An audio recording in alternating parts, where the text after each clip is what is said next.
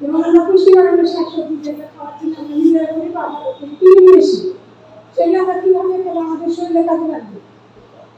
আমরা প্রথমে শাকসবজি কিনে নিয়ে আসি বা আমাদের বাগান থেকে যদি ওঠায় ওটাই নিয়ে এসে প্রথমে আমরা সবজিগুলোকে ভালোভাবে ধুয়ে নিই।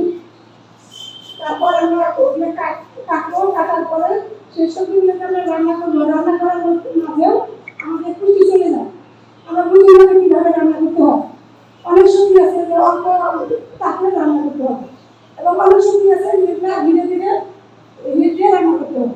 বীজ কিভাবে সংরক্ষণ করা যায়, বীজকে কিভাবে প্রাকৃতিকভাবে সংরক্ষণ করা নিজেরাই সংরক্ষণ করে রাখতে পারি সেই ব্যবস্থা শিখছি। বীজে যাতে বিভিন্ন ধরনের পোকা আক্রমণ করতে না করে প্রাকৃতিক যেমন নিম পাতা এগুলো যে বীজ সংরক্ষণ করার মাধ্যমে শিখছি এবং যাতে বায়ুর পরিবেশ ভাবে এক বা পাত্র রাখা যায় সেটাও শিখছি। এবং আমরা আগে মাটি কলসের ভিতরে বীজ রাখতাম, রাখলে এখন আর সেই রাখা যায় না, বীজ নষ্ট হয়। সেটা নতুন আধুনিক পদ্ধতি সেটা আলাদা অথবা গ্রামের ভিতরে রাখতে হয়, সেই পদ্ধতি শিখছি। বাংলাদেশে ধানের উৎপাদন বাড়াবো আধুনিক ধানের চাষের মাধ্যমে। এই ধান চাষগুলো কি সেগুলো বিধান 100 থেকে তারপরের জাতগুলো আমাদের পার্টনার প্রোগ্রামের মাধ্যমে ধান গবেষণা করবে এবং এই যে নতুন নতুন জাতগুলো উদ্ভাবিত হচ্ছে সেগুলো হলো কৃষি সম্প্রসারণ অধিদপ্তর মাঠ পর্যায়ে সেগুলো সম্প্রসারণ করবে। অনেক ধানের জমিতে কিন্তু পাতা শুকিয়ে যায়। আপনাদের জমিতে পাতা শুকিয়ে যায় না ধানের গাছের? ঝড় বৃষ্টির পরে বা নিচু জমির ধানের পাতা শুকিয়ে যায়। আমি তাদেরকে বলবো ভাই আপনি 101 চাষ করবেন, আপনার পাতা শুকাবে না। কারণ এই জাতগুলো এই যে পাতা শুকিয়ে যাওয়ার যে রোগটা বিএলবি রোগ, এই বিএলবি রোগগুলো সহনশীল একটি ধানের গাছ যার ফলন হলো 7 মেট্রিক টনের উপরে। আমাদের খরগোশ কৃষি থেকে আমরা বাণিজ্যিক কৃষি উৎপাদন করবো। এই প্রকল্পের যে উদ্দেশ্য সেখানে আমরা দেখি যে আমরা শস্য গম বিতরণ করবো, আমরা নিরাপদ খাদ্য উৎপাদন করবো, আমরা উদ্যোক্তা তৈরি করবো, আমরা ভেতরের মাধ্যমে আমাদের যে উৎপাদিত করবো সেটা আমরা রপ্তানি করবো। এই লক্ষ্যটা যদি আমি প্রথমে বলতে চাই যে কুড়িগ্রাম জেলা একটি 16টি নদী বিধৌত একটি জেলা।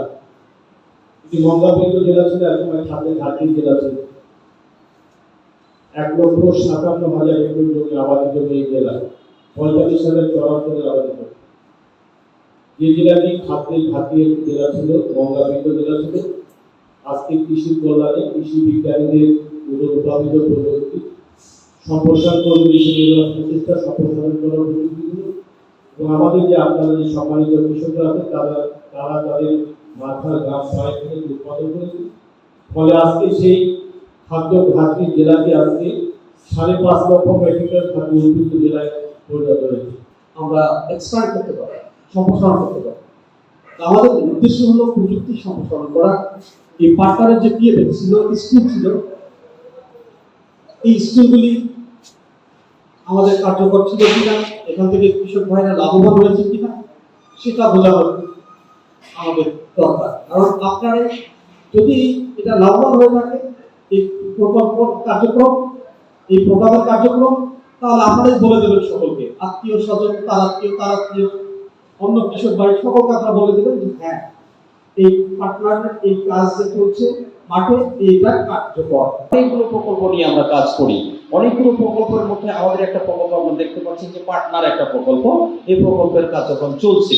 এটা অলরেডি 2টা অর্থবছর আমরা কমপ্লিট করে ফেলেছি। অনেকগুলো কাজ রয়েছে এই প্রকল্পের। এই প্রকল্পের আমাদের বাস্তবায়নকারী সংস্থা হচ্ছে 7টি। এর মধ্যে আমাদের কৃষি সম্প্রসারণ অধিদপ্তরের যে লিড এজেন্সি, এটা আমরা বেশিরভাগ কাজ আমরা এটা বাস্তবায়ন করবো। সেই সাথে আমাদের অন্যান্য আরো 6টা সরকারি সংস্থা রয়েছে